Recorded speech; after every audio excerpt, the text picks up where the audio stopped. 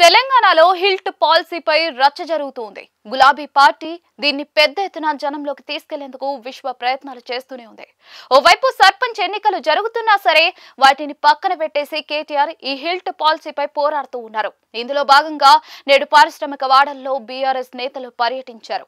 ఒకప్పుడు పెట్టుబడుల కోసం పరిశ్రమలకు ఇచ్చిన భూములను ఇప్పుడు తక్కువ రేటుకే ఇచ్చేయడం అంటే పెద్ద కుంభకోణం అంటున్నారు కేటీఆర్. దాదాపుగా 5 లక్షల కోట్ల కుంభకోణం జరుగుతోందని, దీన్ని ఖచ్చితంగా అడ్డుకుంటామని చెప్తూ ఉన్నారు. హిల్ట్ పాలసీపై కాంగ్రెస్ తప్పుడు ప్రచారాలు చేస్తోందని, దాన్ని డైవర్ట్ చేయడానికి రకరకాల ఇష్యూలను తెర మీదకు తెస్తోందని చెప్తూ ఉన్నారు కేటీఆర్. ఈ భూములను పేదలకు ఇల్లు కట్టించడానికి ఉపయోగిస్తే తాము అసలు వ్యతిరేకించమంటున్నారు. హైదరాబాద్ లో పార్కులకు, శ్మశానాలకు భూమి లేదని, కాబట్టి వాటి కోసం కేటాయిస్తే తాము వ్యతిరేకించబోమని అంటూ ఉన్నారు. అవసరమైతే హైడ్రా కూల్చివేసిన ఇండ్ల బాధితులకు ఈ భూములు పంచినా కూడా తాము వ్యతిరేకించబోమని చెప్తూ ఉన్నారు. అంతేగాని పెద్ద పెద్ద బడాబాబులకు చాలా తక్కువ ధరకు కోట్ల భూములను కట్టబెట్టడం సరికాదన్నారు. చూస్తూ ఉంటే దీన్ని పెద్ద ఎత్తున ప్రచారం చేసి గట్టిగా పోరాడాలని కేటీఆర్ ఫిక్స్ అయినట్టుగా కనిపిస్తోంది.